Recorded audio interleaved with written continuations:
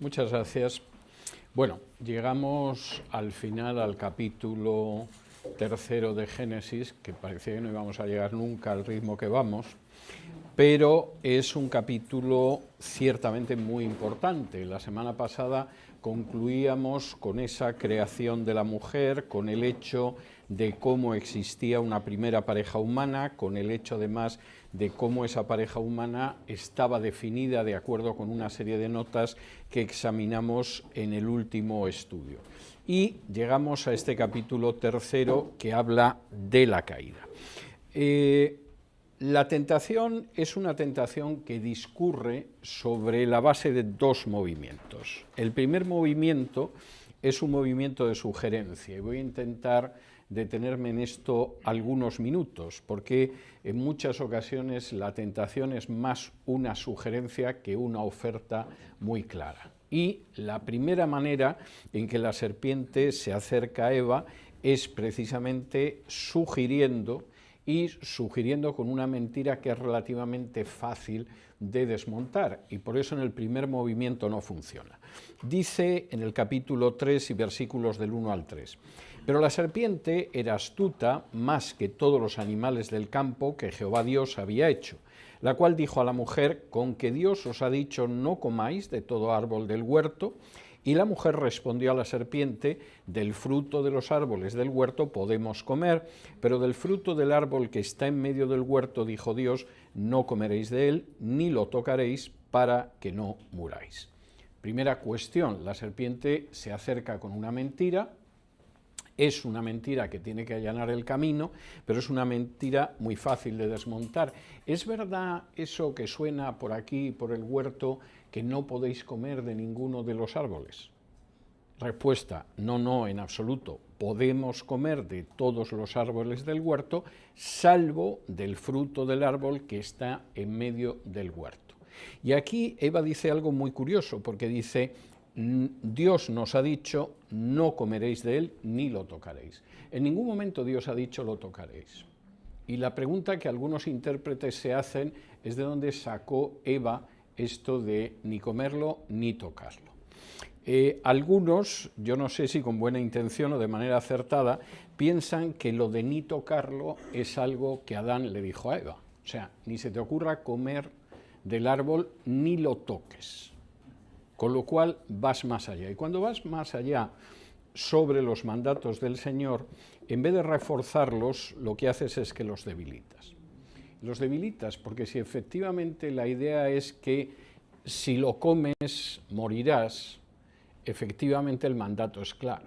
Si lo amplías y es si lo comes y lo tocas, no hacía falta nada más que la serpiente hiciera así sobre el árbol para decir, como ves, no me he muerto. Y en muchas ocasiones, cuando nos dedicamos a ampliar los mandatos de Dios más allá de la definición del mandato, pensando que de esa manera el mandato queda más claro, a veces en lo que incurrimos es en una situación que es peor, porque a veces la ampliación que hacemos del mandato es estúpida y cualquiera puede ver con un poco de sentido común que es estúpida. Por ejemplo, la Biblia no prohíbe el consumo de alcohol, pero sí prohíbe la borrachera. Y la prueba está en que Jesús en la última cena bebió por lo menos 4 copas rituales de vino, que es lo que los judíos beben en la cena de Pascua. Luego, cómo se levantan de la mesa, para mí siempre ha sido una pregunta que quedaba en el aire. Pero lo cierto es que no hay una prohibición del alcohol, sí hay una prohibición de la borrachera. En el momento en el que tú amplías la prohibición, y ya no solo es la borrachera, es una gota de alcohol, y piensas que así eres más santo, estás entrando en un nivel estúpido. Y en un momento determinado hay quien puede beber algo de alcohol y a partir de ahí desprender que como no le ha pasado nada, como por regla general no le pasa a nadie, pues entonces el mandato no tiene ningún sentido y seguir bebiendo tranquilamente. Y esto tiene que ver también con la ropa que se utiliza y tiene también que ver, por lo menos en otra época, ahora no tanto, con la longitud del cabello que llevábamos los varones, etcétera, etcétera. Tú te dedicas a ampliar el mandato más allá de lo que hay y al final el mandato, aunque te parezca que lo que has conseguido es convertirlo en algo más santo, en realidad lo conviertes en algo muy fácil de atacar, porque has ido más allá. Los fariseos creían precisamente en un principio parecido a eso y lo llamaban colocar una valla alrededor de la Torá. De manera que la Torá, por ejemplo, prohibía trabajar en sábado. Pero para evitar que pudiéramos incurrir en un trabajo en sábado, ampliábamos una valla alrededor de la Torá que iba más allá. Y se ponía, por ejemplo, a discutir si podías llevar una peluca en sábado. ¿Llevar una peluca en sábado es llevar una carga? Es algo que no pertenece a tu naturaleza, estás llevando una carga. Llevar un remiendo en sábado es llevar una carga, porque evidentemente si llevas un remiendo o un postizo, estás llevando algo y lo cargas. Y de esta manera no convirtieron el Shabbat en algo más sagrado ni más santo. En algún momento a lo que lo arrastras es al ridículo. Y aquí, efectivamente, si Adán le dijo algo de este tipo a Eva, la colocó en una situación muy fácil de rebatir. Tocando el árbol no se muere nadie. Tocando el fruto no se muere nadie. Pero Eva, por otro lado, estaba en una situación en la que había podido rebatir el hecho de que Dios había dicho que no comieran de nada. No, no es verdad, no es cierto que no se pueda comer de nada, solo se refiere a ese fruto. Por cierto, hay una interpretación que está circulando en los últimos tiempos y que yo no sé si obedece a la estupidez o a la codicia o a una combinación de ambas. Y es la gente que está enseñando que la prohibición de tomar del árbol era el no darle el diezmo a Dios. Aquí no hay ninguna referencia al diezmo. Evidentemente, si el fruto del árbol era el diezmo, es que en el jardín del Edén, que era maravilloso, debía haber solo 10 árboles, lo cual casi lo acerca a un desierto. Y verdaderamente es un disparate, pero hay gente que está diciendo esto. La verdad es que hay gente que con tal de vaciar el bolsillo de los demás no sabe qué inventar. Pero aquí hay un mandato sencillo, no, y no nos ha dicho eso, y lo único que no podemos hacer es precisamente comer de ese árbol. Segunda parte de la tentación, que ya no es una pregunta, sino que es una mentira, pero sigue sin ser una tentación abierta. Entonces la serpiente dijo a la mujer, versículo 4, no moriréis, sino que sabe Dios que el día que comáis de él serán abiertos vuestros ojos y seréis como Dios, sabiendo el bien y el mal. Y aquí sí que entra una mentira. Y aquí entra una mentira que puede tener efectividad o no, pero que sigue siendo una sugerencia. La serpiente no le dice, come del árbol, o es estupendo que comas del árbol, pero sí sugiere de una manera indirecta. Primero, no vais a morir. Eso está claro. Segundo, en realidad Dios os está ocultando una información que es muy buena. Y es que en el momento en el que comáis del árbol, se os van a abrir los ojos. Y cuando se os abran los ojos, eso no va a ser malo. En realidad vais a ser como Dios. Y eso implica que vosotros decidís qué es lo bueno y lo malo. No dependéis de arriba, sino que en realidad lo que pasa es que vais a distinguir vosotros, vais a conocer, vais a saber lo que es el bien y el mal. Y aquí la tentación que aparece, que de nuevo es sugerencia, en realidad está envuelta en un deseo muy interesante, y es el hecho de que podéis ser como Dios. Hasta ahora habéis sido simples seres humanos, con las limitaciones de un ser humano. Un ser humano no decide lo que está bien y lo que está mal. Hay una norma superior al ser humano que decide lo que está bien y lo que está mal. Y no porque a Dios le apetezca ser ni mucho menos un aguafiestas, sino porque efectivamente Dios sabe lo que es bueno y lo que es malo para el ser humano. Pero vais a ser como Dios. Y esta es la gran tentación del diablo a lo largo de milenios. Vais a ser como Dios. En un libro que he leído últimamente, que se titula Ser como Dios, el autor, que es un rabino judío, explica cómo nuestra meta es ser como Dios. El diablo no lo hubiera podido decir mejor. Y el subtítulo del libro es Cábala y nuestro último destino. Es decir, en última instancia, mediante la utilización de la cábala, que es una forma de ocultismo típicamente surgida en el judaísmo, hay un momento en que podemos llegar a ser como Dios. El diablo no lo hubiera podido decir mejor. Por cierto, es el mentor espiritual de la cantante Madonna, y no solo de la cantante Madonna. De manera que el personaje en ese sentido es bastante claro, y el libro insiste desde la primera página en que nuestra meta es llegar a ser como Dios. Es la típica tentación del diablo, y en ese momento se produce la caída.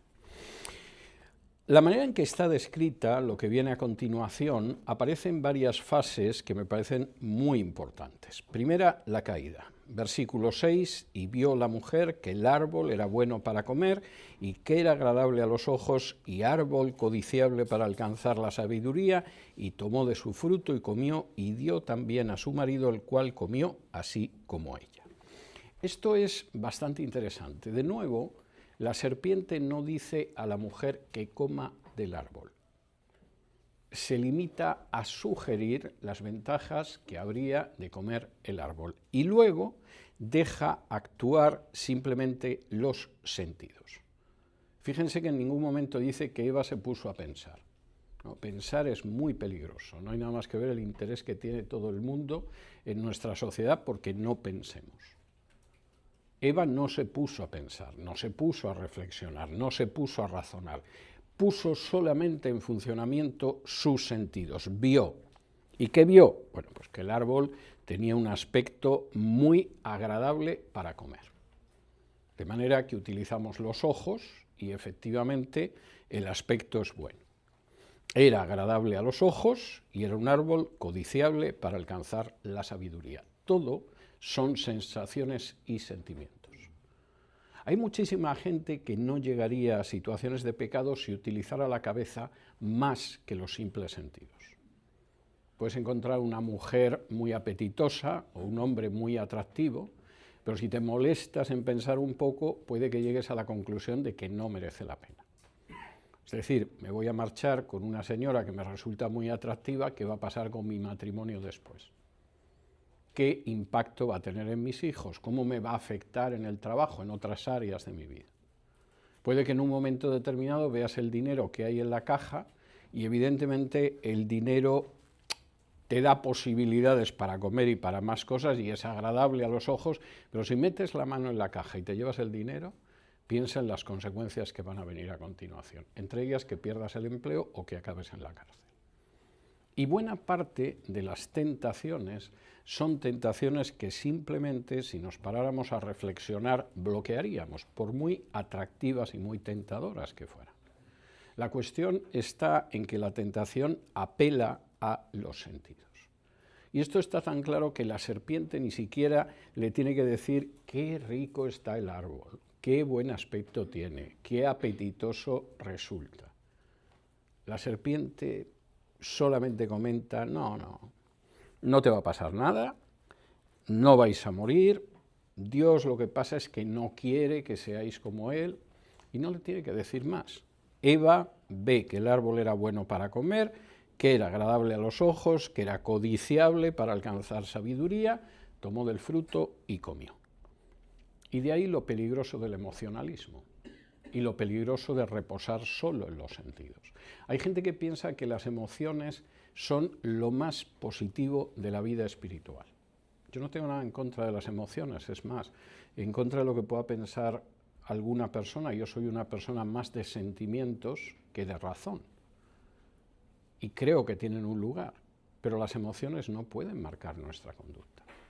Y hay mucha gente que espiritualmente anda muy extraviada porque se basa sobre todo en las emociones. Y si no siente emociones en un momento determinado, le parece que su vida espiritual está muy mal, con lo cual cada vez vamos provocando más emociones para que se sienta bien. No.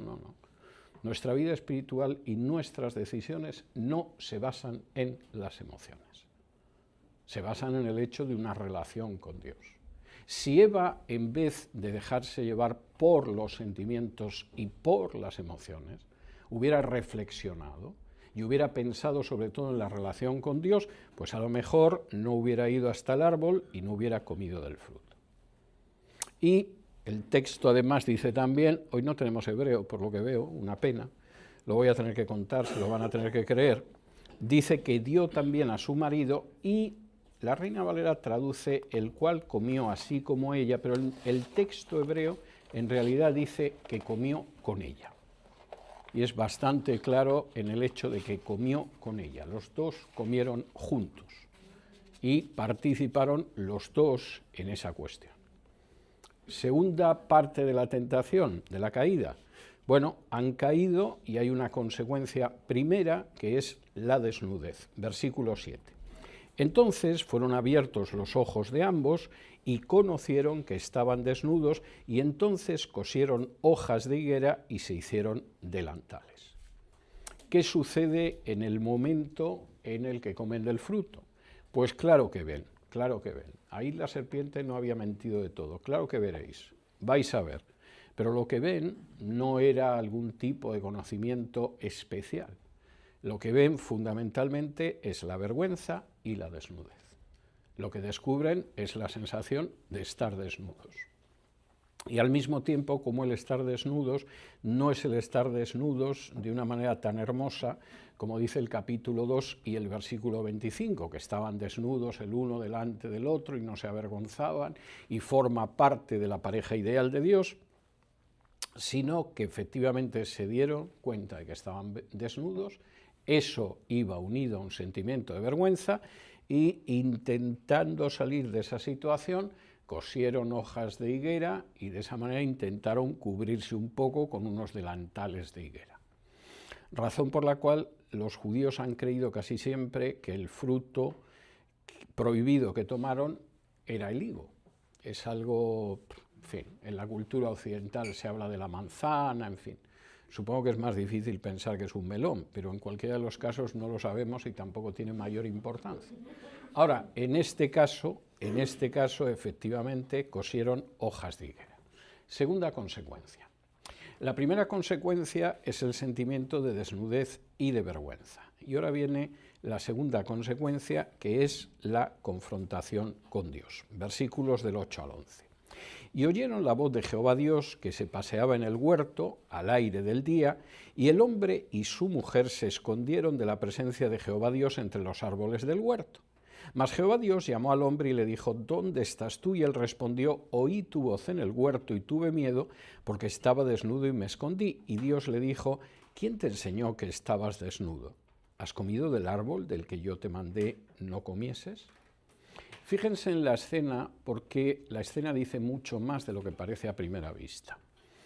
Adán y Eva se sienten desnudos, están avergonzados, se cosen unos delantales de hojas de higuera, y en ese momento oyen la voz de Dios.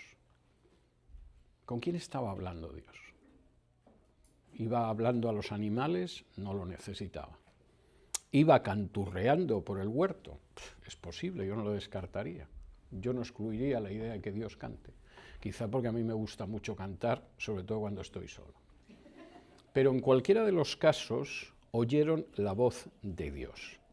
Dios, y fíjense en esto porque es muy importante, se muestra extraordinariamente misericordioso en este pasaje. Y es algo que solemos pasar por encima, porque como Dios al final tiene que decretar un juicio, la idea es que Dios es durísimo, y es todo lo contrario. Primero, Dios sabía que Adán y Eva habían comido del fruto de sobra. ¿Y cuándo se acerca a ver a Adán y Eva? Cuando ya están cubiertos. No hay un interés en Dios en descubrir la desnudez de Adán y Eva, la había visto de sobra, la había creado él, pero tampoco en que ellos se sientan avergonzados ni desnudos. Podría haber aparecido en el mismo momento que estaban comiendo la fruta y ponerse a hablar con ellos y echarlos del huerto. Pero Dios se muestra misericordioso primero esperando a que estén cubiertos, a que no tengan que soportar la sensación de vergüenza. Nosotros no somos tan respetuosos como Dios. En muchísimas ocasiones nos acercamos a una persona cuando sabemos que eso le va a crear vergüenza. No solo porque la sorprendas cuando salga de la ducha, pongo por caso, sino porque está en una situación comprometida, y el evitar la vergüenza a la otra persona es algo que no nos parece que sea importante. Y sin embargo, a lo largo de la Biblia hay una insistencia en no avergonzar innecesariamente a nadie. Y Dios, desde luego, esperó a que estuvieran cubiertos. Segundo, y esto es también muy interesante, preguntó dónde estaba. De nuevo, pregunta innecesaria para Dios, pero pregunta que le abre el camino a Adán para que hable. Y efectivamente lo que dice Adán es muy decepcionante. Oí tu voz en el huerto, tuve miedo porque estaba desnudo y me escondí. Y en ese momento Dios le da una oportunidad a Adán, aunque alguno piense que Dios está jugando al policía, que lo que pretende es que acabe confesando al culpable. Hay una obra maestra de la literatura rusa que se titula Crimen y castigo, en la que un jovencito asesina a dos pobres viejas a hachazos. Y hay un policía que sospecha que este joven, que se llama Raskolnikov, es el que ha asesinado a las dos ancianas, pero no tiene pruebas. Y lo va acosando mediante preguntas hasta que el joven reconoce su culpa. Si alguien no ha leído la novela, supongo que me maldecirá, pero sigue siendo muy buena, aunque sepan que sucede esto. Dios no está preguntando a Adán a ver si Adán efectivamente descubre quién es, porque ya se imagina él que tiene que ser Adán. Sabía de sobra que era Adán. Está dando una oportunidad a Adán. Y esto es algo que por regla general pasamos por alto totalmente. ¿Quién te enseñó que estabas desnudo? ¿Has comido del árbol que yo te mandé que no comieses? Y se supone que si estuviéramos en una situación así, lo suyo es que Adán hubiera caído de rodillas delante de Dios y le hubiera dicho a Adán, pues mira, efectivamente yo he visto que estoy desnudo porque he comido del árbol, siento haber quebrantado tus mandamientos, compadécete de mí. Y no sabemos lo que hubiera sido la historia entonces. Realmente no lo sabemos. Si en ese momento Adán, con un sincero arrepentimiento, le hubiera pedido perdón a Dios, hubieran sido expulsados del paraíso, no lo sabemos. Realmente no lo sabemos. No sabemos qué hubiera sucedido con nosotros. Y ciertamente Adán tenía el camino, pero la respuesta de Adán, tercera parte del relato de la caída, es muy diferente. Tanto el hombre como la mujer se exculpan. Versículo 12. El hombre respondió, la mujer que me diste por compañera me dio del árbol y yo comí. Vamos a ver, Señor, estoy en esta situación, pero la culpa es de esta mujer. Y por si acaso no te has dado cuenta, yo a esta mujer no la he metido en mi vida, tú me la diste. Lo cual es una manera maravillosa de decir, en realidad la culpa de esto la tienes tú, Dios.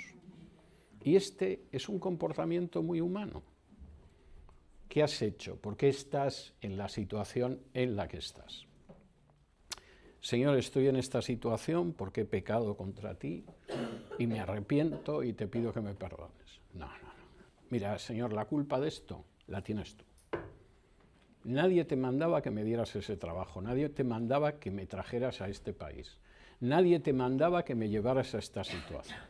Y además, la gente que me has puesto alrededor es una gente que me ha terminado obligando a hacer eso.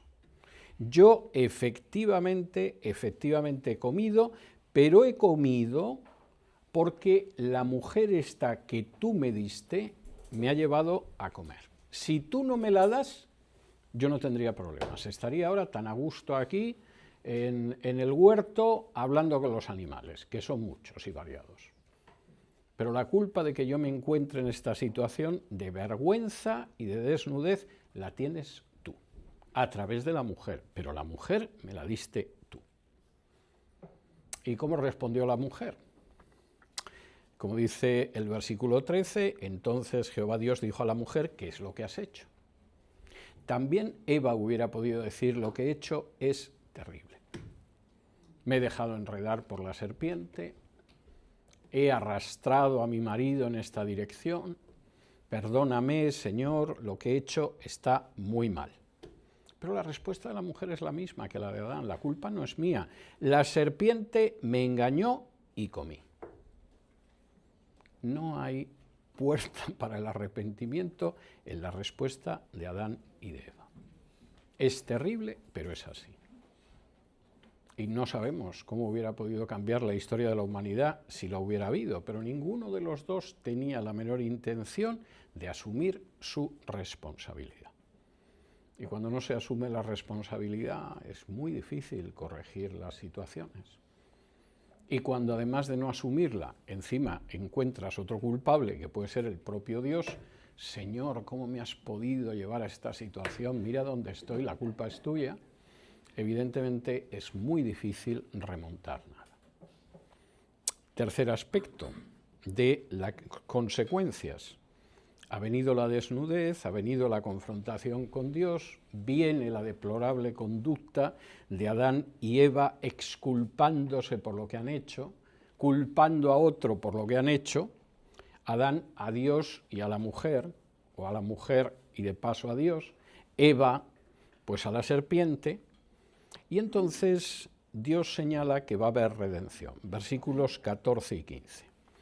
Y Jehová Dios dijo a la serpiente, por cuanto esto hiciste, maldita serás entre todas las bestias y entre todos los animales del campo, sobre tu pecho andarás y polvo comerás todos los días de tu vida, y pondré enemistad entre ti y la mujer y entre tu simiente y la simiente suya, ésta te herirá en la cabeza y tú la herirás en el calcañar. Y aquí, junto con la condena de la serpiente, por cierto, quiero decirles que esto de que la serpiente en algún momento caminaba erguida y después empezó a arrastrarse por el polvo, es algo de lo que tenemos testimonios arqueológicos inquietantes en todo el mundo. Desde Oceanía a Asia, pasando por el continente americano o África, hay referencias a las serpientes con patas que dejaron de tenerlas después de la caída, lo cual confieso que a mí me resulta llamativo y a lo mejor el próximo día contaré alguno de estos paralelos. Pero de momento lo que dice claramente es que va a haber una enemistad entre ti y la mujer y entre la descendencia de la mujer y tu descendencia. Y en ese enfrentamiento entre la mujer y su descendencia y tú y la descendencia de la mujer vas a herir en el calcañar, en el talón, a la descendencia de la mujer y ella te aplastará la cabeza. Dentro de toda la mitología católica en relación con María, supuestamente quien aplasta la cabeza de la serpiente es la mujer y la mujer es María, porque sí, porque evidentemente aquí el pasaje no habla en absoluto de María, ni de la madre del Mesías, ni cosa parecida. Habla de Eva y su descendencia, que aplastará la cabeza de la serpiente, y habla de la serpiente. Y en ese sentido, quien aplasta la cabeza de la serpiente no es María, por mucho que haya imágenes en casi todas las iglesias católicas representando a la Virgen y pisando la cabeza de una serpiente, sino la descendencia de la mujer, que de nuevo no es María, sino que es Eva, y es una referencia al Mesías.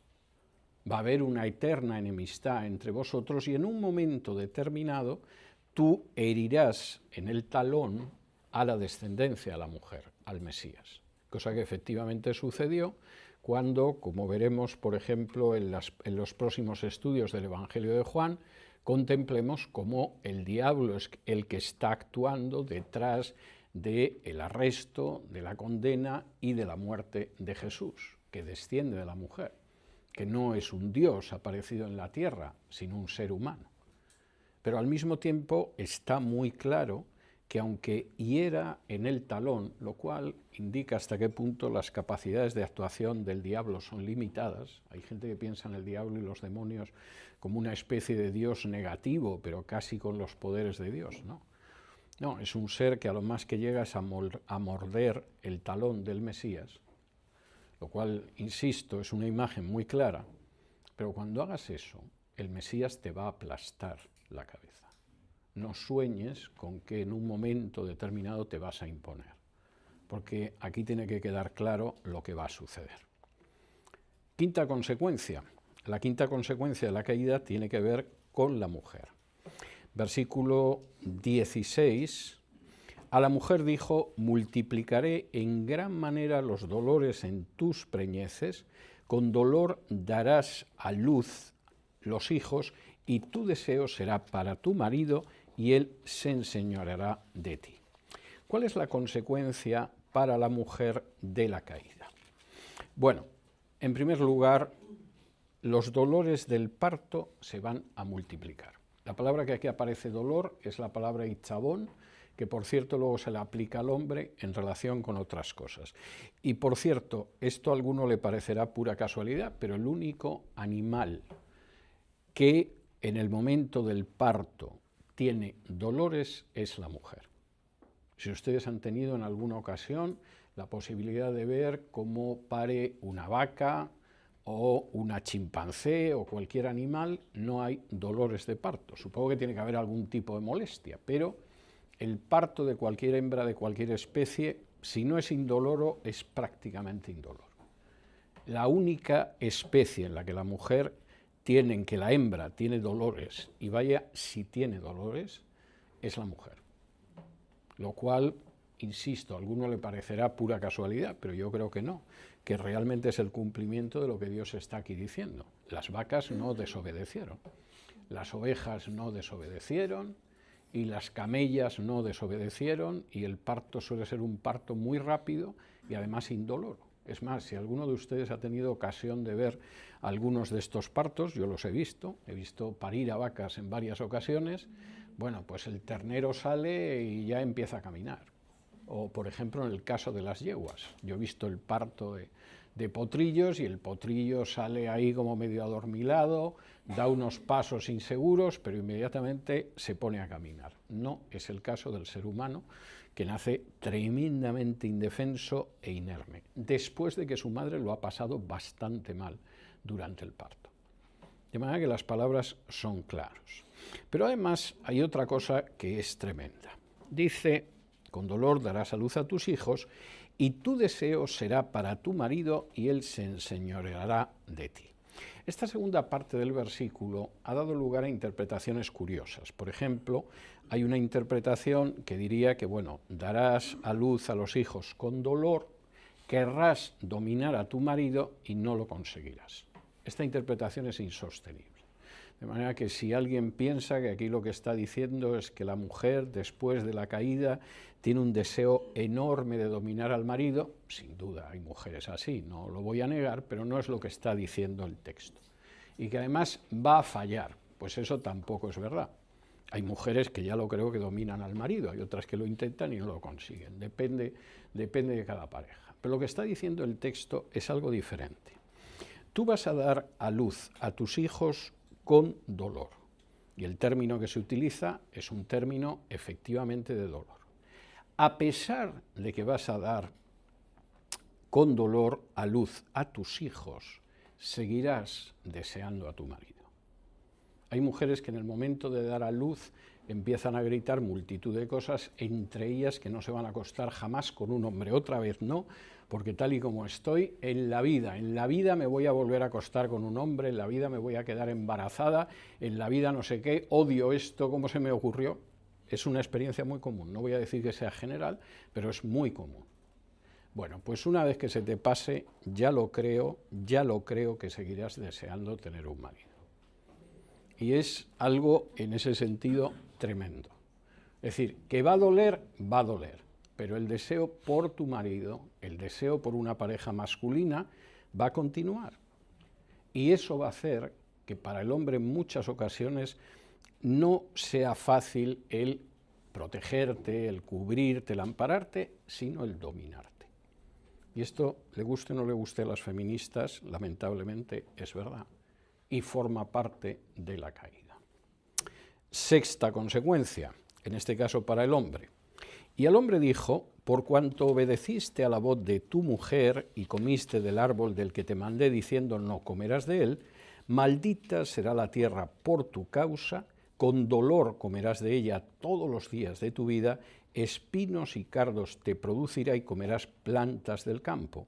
Con el sudor de tu rostro comerás el pan hasta que vuelvas a la tierra, porque de ella fuiste tomado, pues polvo eres y al polvo volverás. Y llamó a Adán el nombre de su mujer Eva, por cuanto ella era madre de todos los vivientes. ¿Qué va a pasar contigo?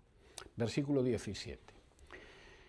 Adán, hubo una primera cuestión que estuvo mal. Tú no escuchaste la voz de tu mujer, obedeciste la voz de tu mujer. Como vimos la semana pasada, cuando Dios crea a la mujer para el hombre, la crea como una ayuda idónea, que el texto en hebreo habla de una ayuda que efectivamente te complementa y una ayuda que a veces tienes enfrente de ti.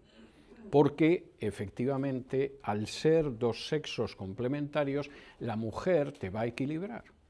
Habrá alguno que dirá, pues, mi experiencia es que las mujeres desequilibran a los hombres. Bien, estamos en una situación posterior a la caída, pero la mujer efectivamente es el punto de equilibrio.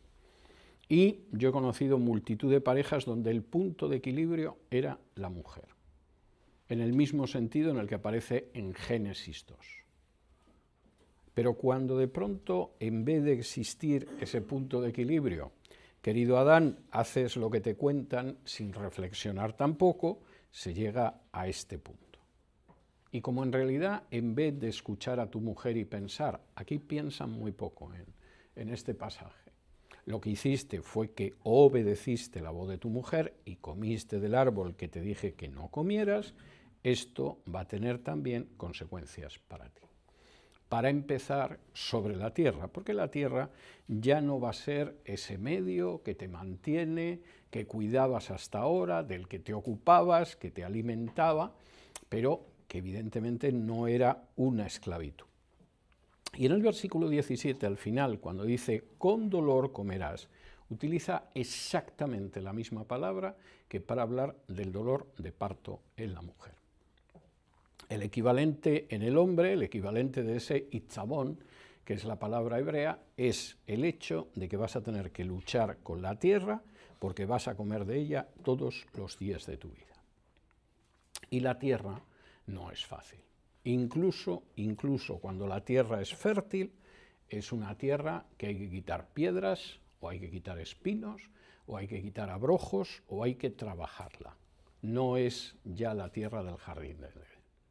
Y vas a tener que enfrentarte con ello. Y para comer, pues toda tu vida lo vas a tener que sudar, en un sentido muy literal. Con el sudor de tu rostro o de tu frente comerás el pan hasta que vuelvas a la tierra.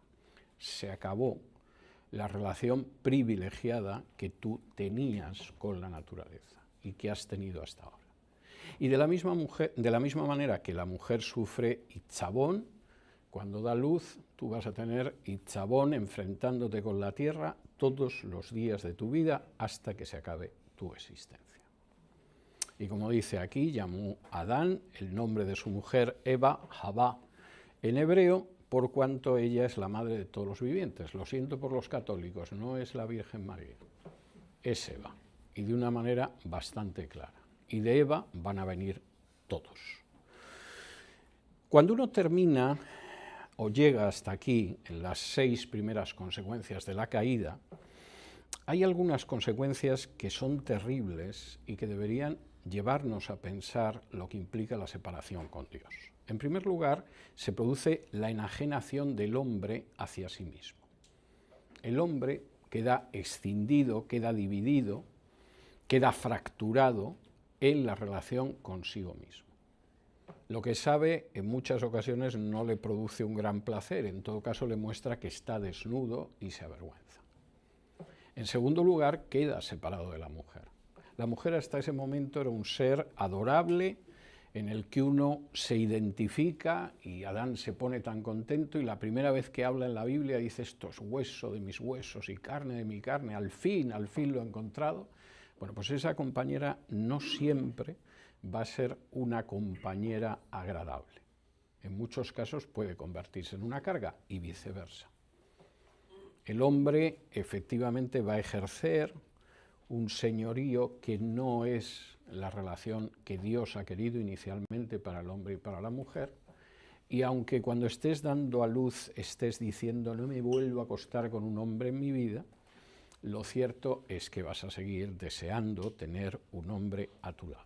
La alternativa es hacerte feminista y llegar a los 50 años con un gato y una botella de ginebra, pero como alternativa realmente no es precisamente atractiva. En tercer lugar, y esto es muy importante, hay una escisión con la naturaleza. Hasta la caída, la relación con la naturaleza era una relación óptima. Adán podía trabajar y cuidar del huerto, pero evidentemente no es la naturaleza que nosotros conocemos y que la Biblia dice claramente que fue afectada por el pecado de Adán. La naturaleza es algo contra lo que tenemos que luchar. Incluso el cultivo más sencillo del que podamos echar mano exige que nos ocupemos de él, que lo cuidemos, que lo regamos y que lo atendamos. No digo ya cuando además hay que limpiar un campo, disponer algún lugar donde efectivamente se pueda cultivar. Y no hablemos ya de una naturaleza que tiene huracanes, que tiene riadas y que tiene multitud de accidentes, muchas veces mortales para el ser humano. El pecado ha creado una enajenación de la naturaleza también. Y fundamentalmente, como diría un anglosajón, last but not least, en último lugar, pero no realmente en el último en importancia, nuestra relación con Dios es una relación que se ha roto y de la que tenemos una esperanza de que en algún momento un ser humano aplastará la cabeza de la serpiente, pero esa relación se ha roto. Y así llegamos a la última consecuencia, a la consecuencia séptima, que es la expulsión. Y dice así los versículos del 21 al 24. Y Jehová Dios hizo al hombre y a su mujer túnicas de pieles y los vistió. Y dijo Jehová Dios, he aquí el hombre es como uno de nosotros, sabiendo el bien y el mal. Ora pues que no alargue su mano y tome también del árbol de la vida y coma y viva para siempre. Y lo sacó Jehová del huerto de Edén para que labrase la tierra de que fue tomado. Echó pues fuera al hombre y puso al oriente del huerto de Edén querubines y una espada encendida que se revolvía por todos lados para guardar el camino del árbol de la vida. La séptima consecuencia es la expulsión del hábitat, del contexto, del entorno donde Dios colocó al ser humano. Pero fíjense en la expulsión, porque de nuevo hay detalles que son muy significativos. Versículo 21, y Jehová Dios hizo al hombre y a su mujer túnicas de pieles y los vistió. El ser humano se ha comportado estúpida y malamente. Yo añadiría que estúpida, malvada y soberbiamente. Estúpidamente, porque ahí no se puso a pensar nadie, ni Adán ni Eva. Se dejaron llevar por los instintos, se dejaron llevar por los deseos, se dejaron llevar por la vista. Malvadamente, porque desobedecían el único mandato de un Dios que no había dejado de regarlos de bendiciones desde que habían empezado a respirar. Y, desde luego, de una manera absolutamente soberbia, porque a ninguno de los dos se les ocurrió reconocer su culpa o pedir perdón. Es algo que no está en absoluto en la mente ni de Adán ni de Eva. ¿Y qué hace Dios frente a esa pareja? La sigue amando. Y la sigue amando y cuidando de tal manera que sacrifica a unos animales para vestirlos a ellos. Porque como ustedes comprenderán, las pieles de animales no es que de pronto, yo qué sé, un zorro se quitó la piel y se la dio a Eva o a Adán. Evidentemente Dios sacrifica unos animales por gente como Adán y Eva que desde luego no se lo merecía. Hay una expulsión, pero curiosamente esa expulsión es una expulsión que demuestra que Dios sigue amando y cuidando a los pecadores, aunque no se lo merecen, y a veces a costa de seres de la creación. Segundo, el ser humano no puede aspirar en absoluto a la inmortalidad después de que ha decidido comportarse en contra de la ley de Dios. Versículo 22, y dijo Jehová Dios, he aquí el hombre es como uno de nosotros, sabiendo el bien y el mal, ora pues que no alargue su mano y tome también del árbol de la vida y coma y viva para siempre. Y esto es muy importante. El ser humano ha venido a ser como uno de nosotros. Dios está hablando consigo mismo. Estamos hablando de las tres personas de la Trinidad. ¿En qué sentido ha venido a ser como uno de nosotros? Evidentemente no en santidad, evidentemente no en omnipotencia, evidentemente no en amor, evidentemente no en poder. Ha venido a ser como uno de nosotros porque ahora tiene la idea de lo que es el bien y el mal. Y cuando se da la circunstancia de que hay alguien que piensa que marca el bien y el mal, se ha convertido en un ser único. Dentro del ámbito celestial, el único que es así es Dios. Los ángeles en ningún momento piensan que ellos marcan el bien o el mal. Cuando hubo uno de esos ángeles que lo pensó, se convirtió en un ángel caído y acabó apareciendo como una serpiente en el huerto del Edén. Entre la creación material, el único que efectivamente pretende seguir su criterio de lo que está bien o está mal es el ser humano. Los animales actúan por instinto, no pueden actuar en contra de su instinto. Son absolutamente predecibles precisamente porque son animales de instinto, no de raciocinio. Y lo que es absolutamente intolerable es que viva de manera indefinida un ser que es incapaz de someterse al mandato de Dios. De manera que no tendrá acceso, ni mucho menos, al árbol de la vida para vivir para siempre. Es algo inaceptable para alguien que piensa que tiene sus propios criterios morales en contra de Dios. Y lo que viene, por supuesto, es la expulsión. Versículo 23 y 24, y lo sacó Jehová del huerto de Edén para que labrase la tierra de la que fue tomado, echó pues fuera al hombre, y puso al oriente del huerto de Edén querubines y una espada encendida que se revolvía por todos lados para guardar el camino del árbol de la vida. La expulsión lógica se consuma. Dios echa mano de la primera pareja humana, la expulsa del huerto del Edén. A partir de ahora, labrad la tierra y a ver cómo os mantenéis. Y al este del Edén, al oriente del huerto del Edén, colocó querubines para impedir que pudieran llegar al árbol de la vida. El querubín es un animal curioso, un tipo de ángel curioso, que aparece descrito con imágenes animales en la Biblia, tanto en el libro de Ezequiel como en el capítulo 6 de Isaías. Los que han estado hace 2 semanas en la clase de homilética, donde estuvimos con Isaías 6, pues recordarán los querubines, que es un tipo de ángel absolutamente especial, pero es a los que Dios colocó al este del Edén para impedir que la primera pareja regresara al huerto del Edén. Y la espada, que aquí dice, se revolvía por todos lados, da la imagen de una espada que giraba, ¿no? De tal manera que era imposible acceder. Es la señal clarísima de que no hay regreso a ese paraíso. El paraíso está perdido y solamente hay una esperanza para el género humano, y es cuando aparezca o cuando llegue a aparecer precisamente ese descendiente de la mujer que aplastaría la cabeza del diablo. Una última referencia, y con esto voy a concluir porque se me pasó antes, y que marca efectivamente hasta qué punto ni Adán ni Eva tenían el menor sentimiento de arrepentimiento, de haber hecho las cosas mal.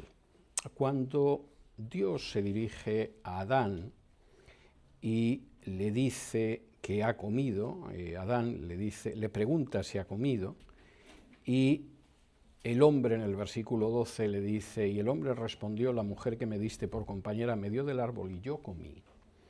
En hebreo, y hoy no hemos tenido el texto hebreo y no les he podido enseñar varias cosas, en hebreo el verbo no está en pasado, está en futuro, e indica, he comido y voy a seguir comiendo. He comido y comeré. Comí y voy a volver a comer. Yo decido a partir de ahora lo que está bien y lo que está mal. Y eso, que lógicamente se suele perder en la traducción, sin embargo es enormemente importante en el texto hebreo. No te pido perdón, no reconozco que lo que he hecho está mal. Lo que he hecho lo voy a seguir haciendo y además si estoy en esta situación la culpa es tuya, porque si no me hubieras dado esta mujer, yo no estaría donde estoy ahora. Es el camino directo para la desgracia en términos espirituales. Tenemos 3 minutos. ¿Tienen alguna pregunta que quieran hacer?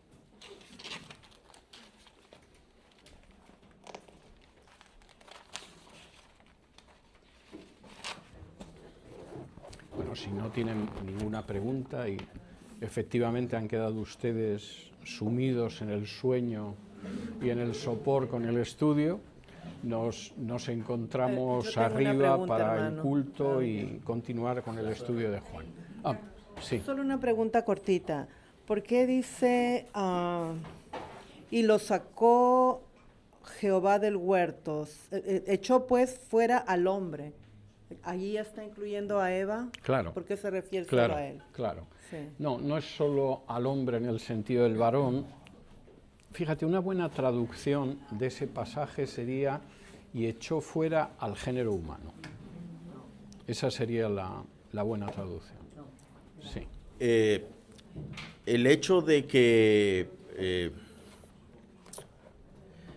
la verdadera razón de la caída fue entonces, se podría decir que la verdadera razón de la caída es el hecho de dudar en Dios, en el amor y su palabra de Dios. No, yo creo que es la desobediencia. O sea, el pecado de la caída es la desobediencia.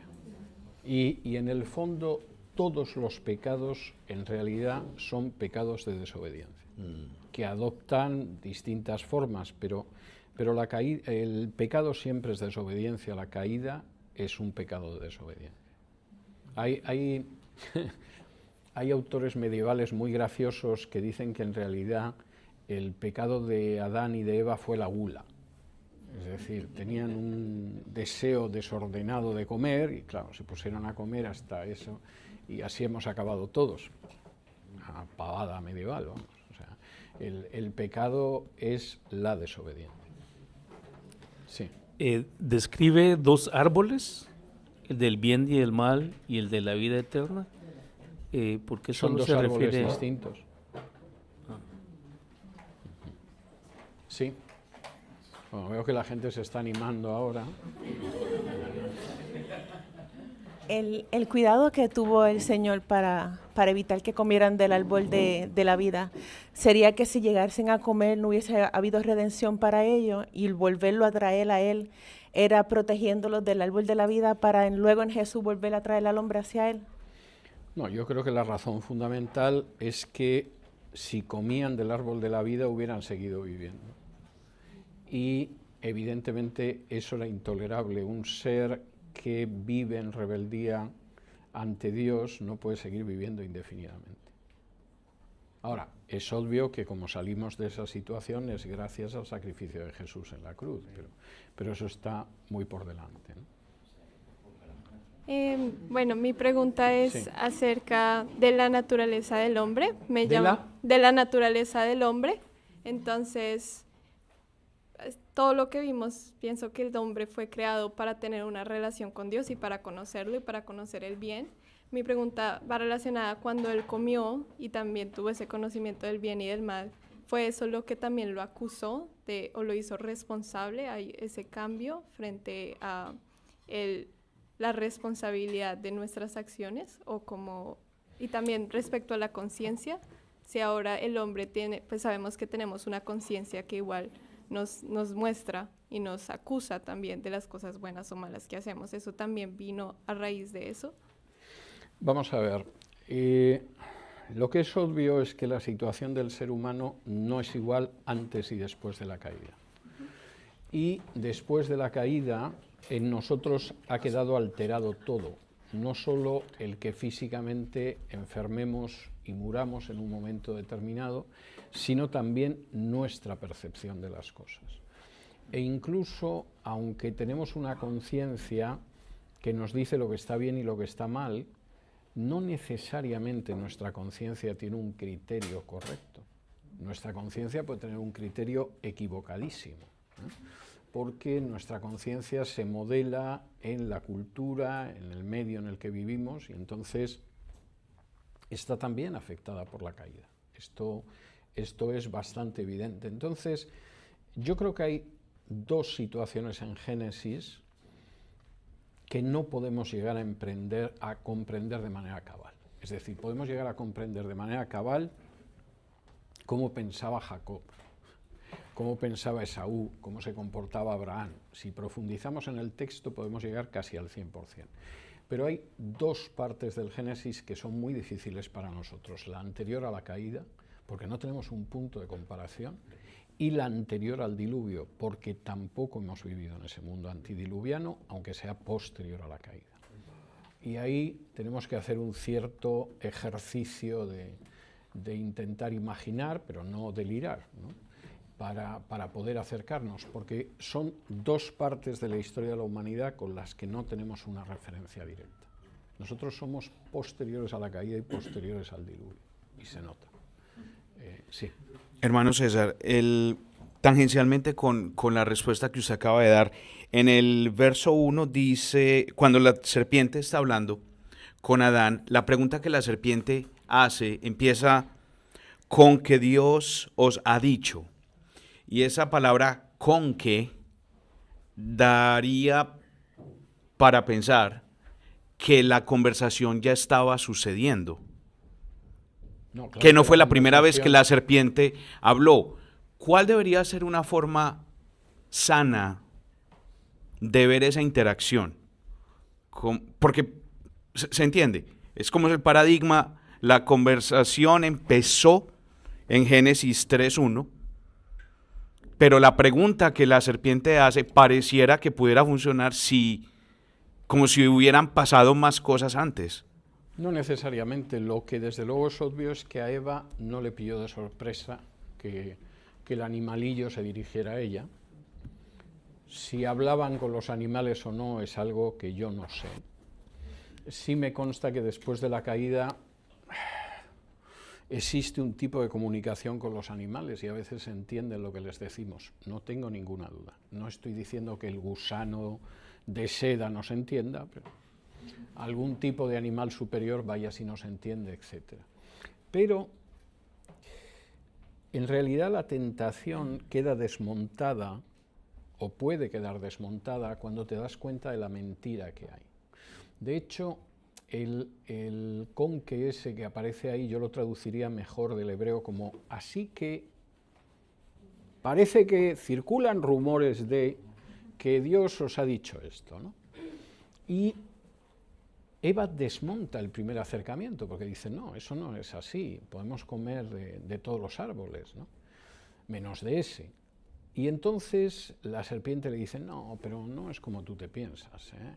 O sea, aquí la cuestión es que Dios os ha dicho esto, pero en realidad seréis como dioses, seréis como Dios.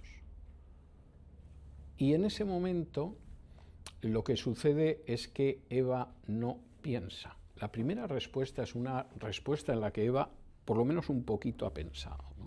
Para decir, no, eso no es así. Pero la segunda vez ya no piensa. La segunda vez Eva solo siente. Y eso es muy importante, porque desgraciadamente en muchas ocasiones nos equivocamos porque en vez de pensar y de ver exactamente lo que Dios ha dicho, nos dejamos llevar por el impulso. Y cuando Eva llega a esa situación es cuando se produce la caída. Es decir, si lo segundo que le hubiera dicho, no, es que vais a ser como dioses, etcétera, Eva se pone a pensar y dice, pero vamos a ser como Dios, ¿cómo vamos a ser como Dios? Si yo he salido de un costado de Adán y Adán lo ha formado del barro, nosotros no podemos hacer eso. Eso queda desactivado. Pero evidentemente lo que hay es un no ver, lo que hay dejarse llevar por el impulso. En el momento en el que nos dejamos llevar por el impulso, por las sensaciones, nos hemos colocado en un camino muy peligroso, muy peligroso. Quizá por eso yo desconfío tanto de los predicadores que llaman a las sensaciones y a los impulsos. Sí. Elsa, ¿querías preguntar? No, ya está. Sí, sí, es la última, sí. Sí, sí.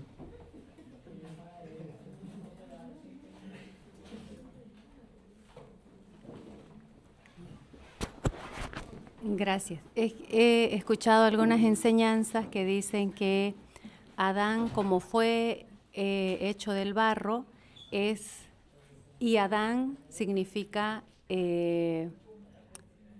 color del barro, que él tiene el color del barro, y el color de nuestro primer padre era oscuro, y Eva también, ambos eran de piel oscura, y que después de la caída ya empezó a deteriorarse. Se volvieron blancos como consecuencia de la caída.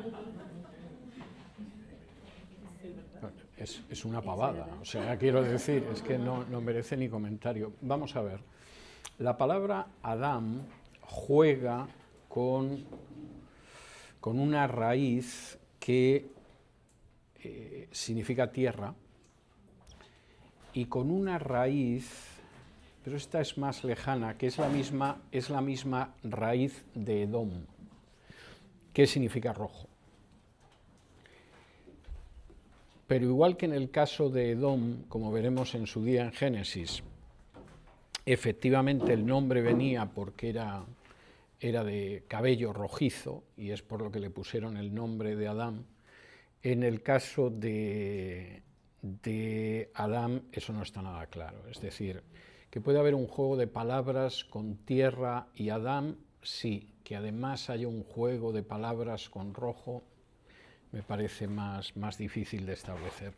Vamos a ver, el problema con el hebreo, una vez que lo aprendes te diviertes mucho, pero cuando estás estudiando hebreo es complicado, es que al igual que el árabe no tiene vocales. Es decir, son lenguas semíticas que no tienen vocales. Entonces,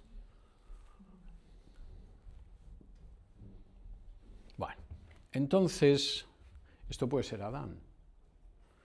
Esto, vamos a ver, para explicárselo, sí, porque les digo esto puede ser Adán, pero si les digo que esto es manzana también se lo creen. Vamos a ver, esta es la letra Aleph. La letra Aleph es una letra que quizá en la época de los antiguos hebreos tenía un sonido gutural, como hay letras en árabe igual hoy en día, pero para nosotros es como una H muda. Igual que la H en castellano nosotros no la pronunciamos y decimos hombre, no decimos hombre ni jambre, pues evidentemente esta es una letra muda, esta es la Dalet, que es la D, esto sería mudo, esto sería la D, y esta sería la min. Tendríamos una letra M. Como no tenemos vocales, cuando tú estás leyendo en hebreo el Génesis, pues tú ves esto y lees Adán, porque estás muy acostumbrado a leer en hebreo, pero que no está acostumbrado, a veces te vuelves loco para saber cuáles son las vocales. Y entonces, si tú varías las vocales, pues lo que aparece es muy distinto, ¿no? Por ejemplo, vamos a ver, si ustedes tienen esto en español, y les falta la vocal de ahí. Esto puede ser pata, peta, pita, pota, Josefina, etc. Entonces, pues esa es la historia que hay. Entonces, vamos a ver, ese Adán tiene una relación con Adamá, que es tierra. Sí, la puede tener. Puede tener una relación con Edom, que es rojo. Teóricamente la puede tener. Pero no deja de ser algo imaginativo. Ahora, a veces es complicado a la hora de traducir, porque si el texto no está vocalizado, pues evidentemente tienes que imaginar cuál es la vocal, y a veces es muy claro. O sea, si yo ahora les diera a ustedes un texto solo con consonantes en español y les pidiera que lo leyeran, ustedes lo leerían, identificarían lo que hay, ¿no?